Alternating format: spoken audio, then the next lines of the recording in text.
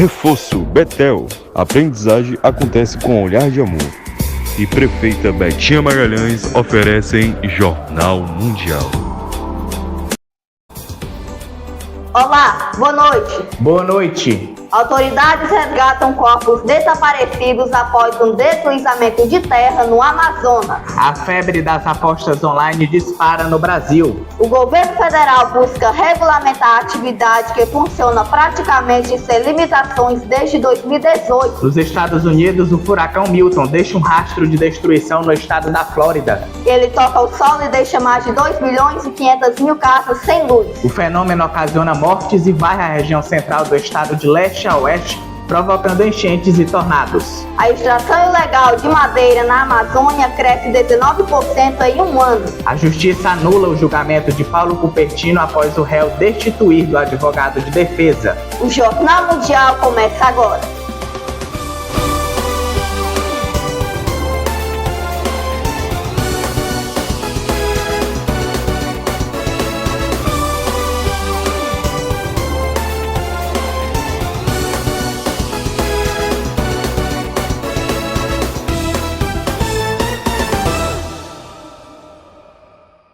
Foram resgatados os corpos de uma menina de 6 anos e de um homem que desapareceram após um deslizamento de terra no estado do Amazonas. Autoridades resgataram os corpos de uma menina de 6 anos e de um homem que desapareceram após um deslizamento de terra que deixou 10 feridos e causou o desmoronamento de um porto fluvial no estado do Amazonas. A equipe de mergulhadores do Corpo de Bombeiros resgatou o corpo de Letícia Corrêa de Queiroz, informou nesta quinta a Defesa Civil do Estado. O corpo de Franklin Espinheiro de Souza, de 36 anos, foi encontrado na quarta. A polícia do Amazonas abriu uma investigação para apurar a causa do acidente.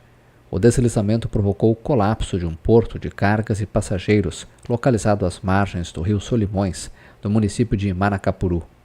Nos últimos anos, o país registrou deslizamentos de terra e inundações causados por fenômenos meteorológicos extremos, atribuídos, em parte, às mudanças climáticas. Quase 9 milhões de pessoas vivem em áreas de risco, segundo a presidência. Desde o ano de 2018, as apostas online funcionam sem uma certa limitação no Brasil. O governo federal busca regulamentar essa atividade que o ministro da Fazenda, Fernando Haddad, classificou como uma pandemia. Desde 2018, as apostas online funcionam praticamente sem limitações em um fenômeno classificado pelo ministro da Fazenda, Fernando Haddad, como uma pandemia. O Banco Central estima que há 24 milhões de usuários em um país de 212 milhões de habitantes. Somente em agosto, 5 milhões de beneficiários do Bolsa Família transferiram um total de 3 bilhões de reais para sites de aposta. Isto representa 25% dos que recebem o auxílio do governo e quase 20% do que foi pago naquele mês pelo programa de transferência de renda. O poder público busca regulamentar as chamadas bets, que oferecem apostas sobre partidas esportivas e jogos como o do Tigrinho ou o Aviator. Vende televisão, vende tudo na minha casa. Ventilador, minha máquina de lavar, meu tanquinho eu vendi também para poder vender. E meu guarda-roupa também eu vendi para poder jogar e não faturava nada, entendeu? Só perdi. As plataformas patrocinam a maioria dos grandes clubes de futebol do país e inundam as redes sociais e os canais de televisão com anúncios protagonizados por estrelas do esporte, influencers e artistas. Eu só ficava grudada no telefone, 24 horas no telefone, trabalhando no telefone. Até meu encarregado já falava comigo, pô, tá muito tempo no telefone, era só jogando, entendeu? Meu pagamento todo eu jogava ali, naquele jogo ali, para ver se eu ganhava nada, eu perdia tudo. De 100 em 100, quando eu via, eu tinha zerada, sem dinheiro nenhum. Aí eu me batia a aflição, por perdi tudo e agora. No campus do Instituto de Psiquiatria da Universidade Federal do Rio de Janeiro, o Instituto DELET, focado no impacto das tecnologias na saúde, atende pacientes que buscam se tratar do vício em apostas online. Está aumentando muito a procura porque existe uma grande preocupação com a saúde mental relacionada aos jogos, né? Porque existem pessoas que têm um transtorno mental associado, como uma compulsão, uma ansiedade, uma depressão, que potencializa esse uso. A Associação Nacional de Jogos e Loterias que representa alguns dos principais sites de apostas, sustenta que os problemas de transtornos compulsivos por apostas e jogos online atingem uma pequena parcela do universo total de jogadores, de 1 a 1,5% do total do público. Mas a entidade reconhece que estes casos são extremamente prejudiciais, tanto para os apostadores quanto para aqueles que com eles convivem, e diz estar em tratativas com ONGs que atuam no apoio psicológico e tratamento a jogadores compulsivos, para a promoção de ações que visem a prevenção do desenvolvimento desse tipo de transtorno. Hora de sabermos como fica o tempo para o sábado. Marcelo Marques traz essas informações para a gente. Boa noite, Marcelo. Olá, boa noite Alice, boa noite Gabriel e boa noite para você.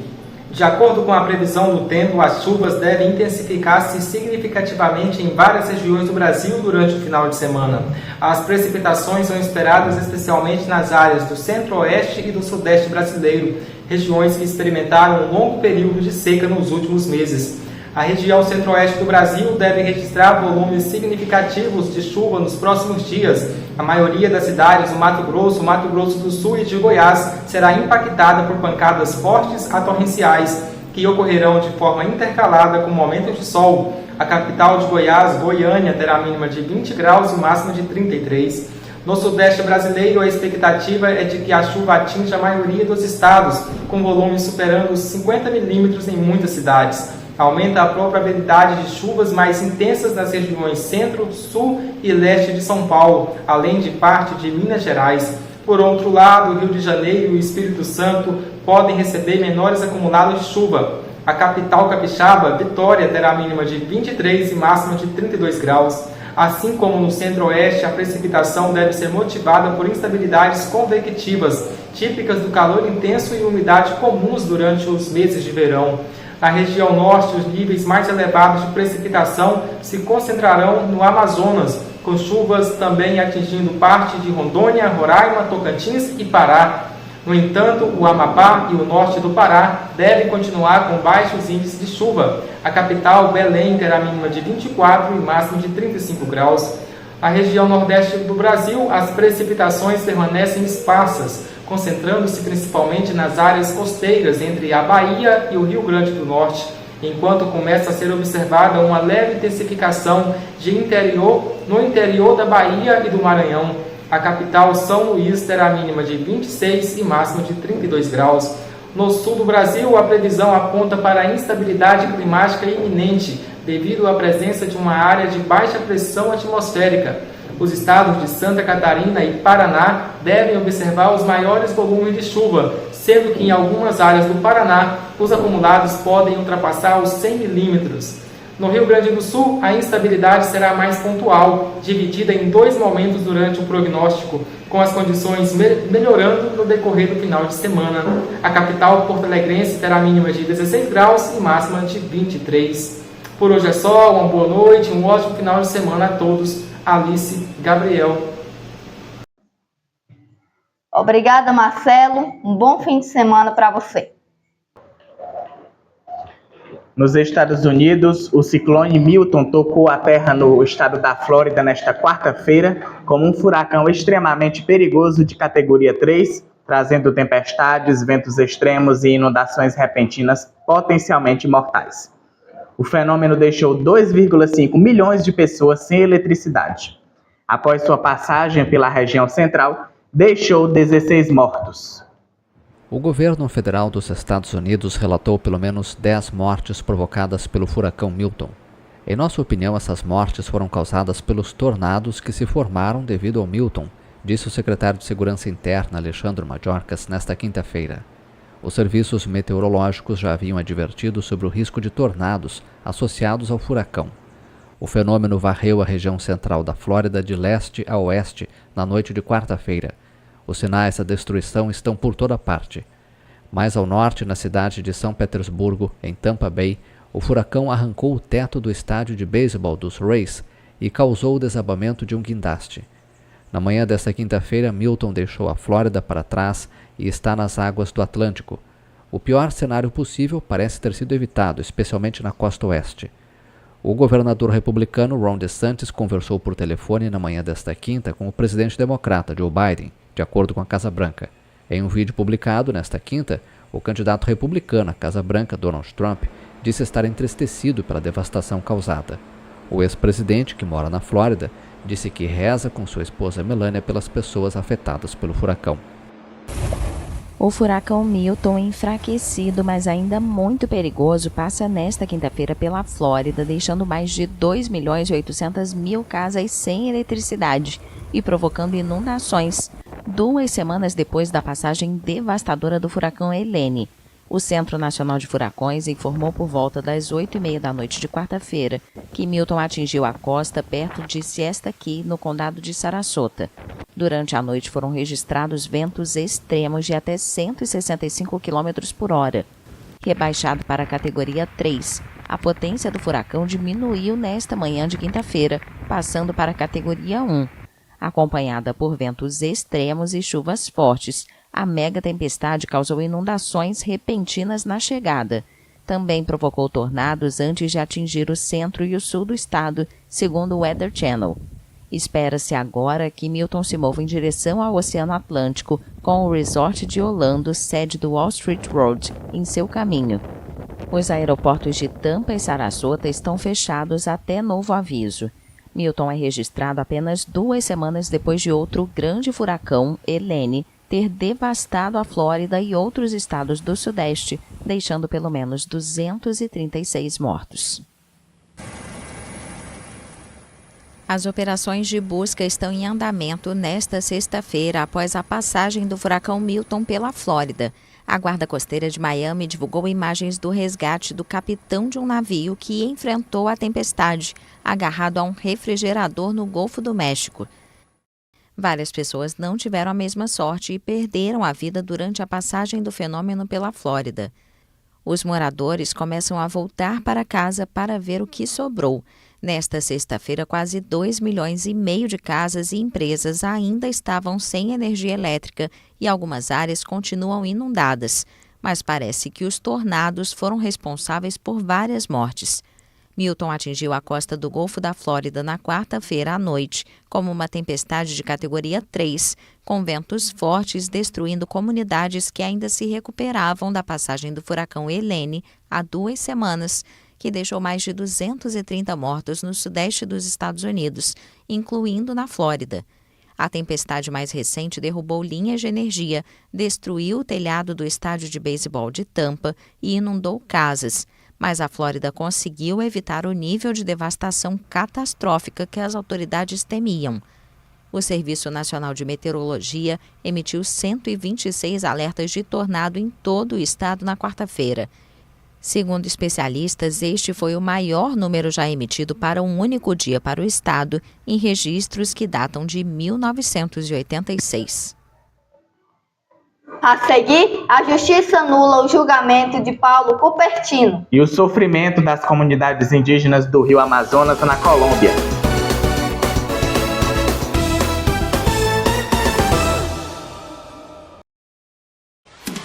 Jornal Mundial é patrocinado por Prefeita Betinha Magalhães, Ebert Importados, a loja mais amada de Camusim, e Reforço Betel. A aprendizagem acontece com um olhar de amor.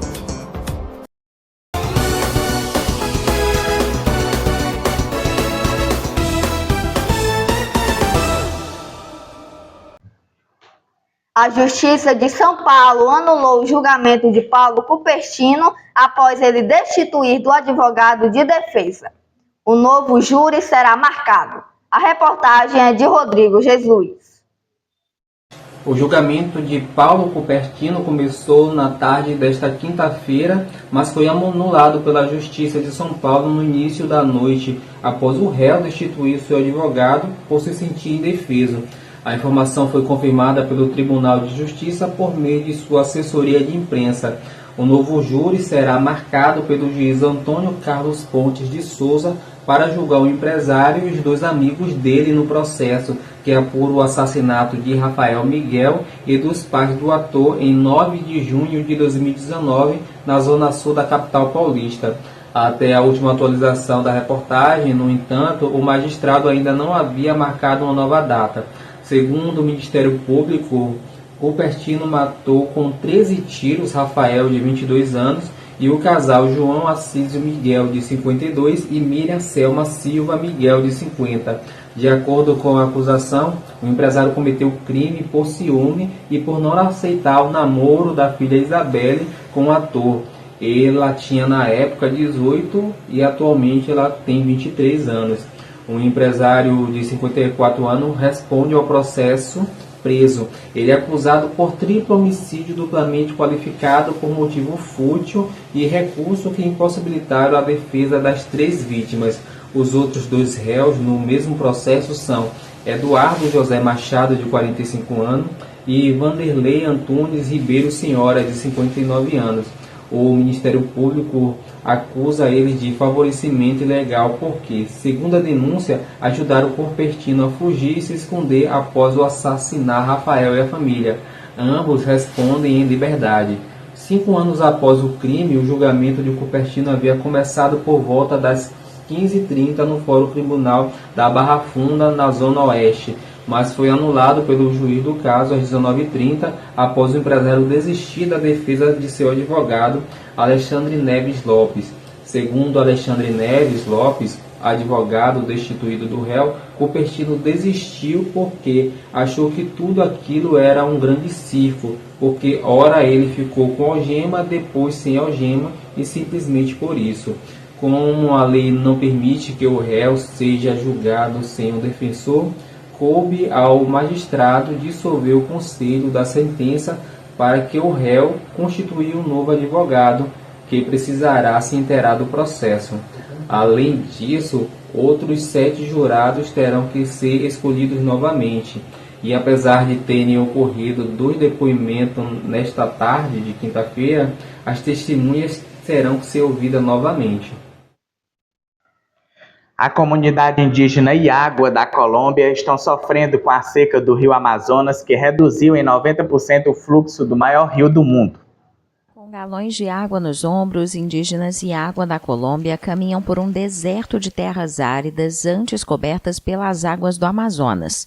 Perto da cidade de Letícia, a mais importante da Amazônia colombiana, crianças, adolescentes e mulheres enfrentam uma via crucis para levar mantimentos para a comunidade de pouco menos de 600 habitantes. Sim, as compras, todas as coisas que trazemos de Letícia, a gente tem que carregar daqui. E esta hora que chegamos é uma distância que às vezes a areia não nos deixa avançar, não nos deixa caminhar, nos atrasa. Há cerca de 3 meses, o rio secou e deixou a aldeia isolada por uma extensa praia arenosa. Sem seca, o ponto mais próximo do afluente ficava a cerca de 15 minutos de caminhada. Agora, o calvário sob o sol dura mais de 2 horas para trazer galões doados com recursos estatais, o único remédio que mata a sede dessas comunidades na maior floresta tropical do planeta. Nunca vimos esse tipo de seca, mas estamos vendo agora. Então, para nós que nunca olhamos, é uma coisa diferente do que era antes. Neste momento, estamos sofrendo para sair de lá e ir para a cidade, para vir procurar dinheiro também. Recentemente, a Unidade Nacional de Gestão de Risco de Desastres informou que o fluxo do Amazonas foi reduzido em até 90% devido à alarmante falta de chuvas que afeta esta área na tríplice fronteira com o Brasil e Peru, acessível apenas por água. A seca coincide com os piores incêndios na Amazônia em quase 2 décadas, segundo o Observatório Europeu Copérnicos. Após o desmatamento, especialistas alertam que a Amazônia corre o risco de se tornar uma extensa savana. Os navios que transportam o combustível demoram mais e os preços disparam. O baixo nível obriga os pescadores a fazer viagens mais longas. O governo do Amazonas descreveu a seca como a pior crise climática que o departamento já viveu. O turismo, principal fonte de renda da população local, caiu devido à difícil navegação. Sem estradas, o comércio depende do fluxo do rio que nasce no Peru e termina 7.000 quilômetros mais longe na costa do Brasil, após cruzar a Colômbia. Se a seca continuar e piorar nos próximos anos, os líderes comunitários asseguram que a solução é regressar à tradição agrícola dos seus antepassados. Quanto sofrimento, né? É verdade, espero que isso se resolva logo. O Jornal Mundial de hoje termina por aqui. Caso você queira rever as nossas reportagens, volte o vídeo aqui no YouTube. E não esqueça de seguir a nossa página lá no Instagram. Boa noite para você. Amanhã quem apresenta o JM são os nossos substitutos, Pedro Lucas e Vitória Maciel.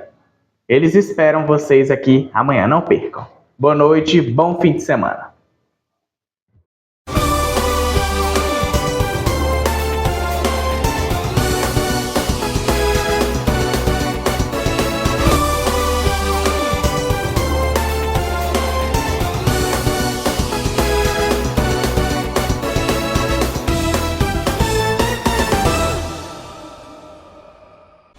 Jornal Mundial. Oferecimento Ebert Importados, a loja mais amada de Camusim. Reforço Betel. A aprendizagem acontece com olhar de amor. É a nossa querida prefeita Betinha Magalhães.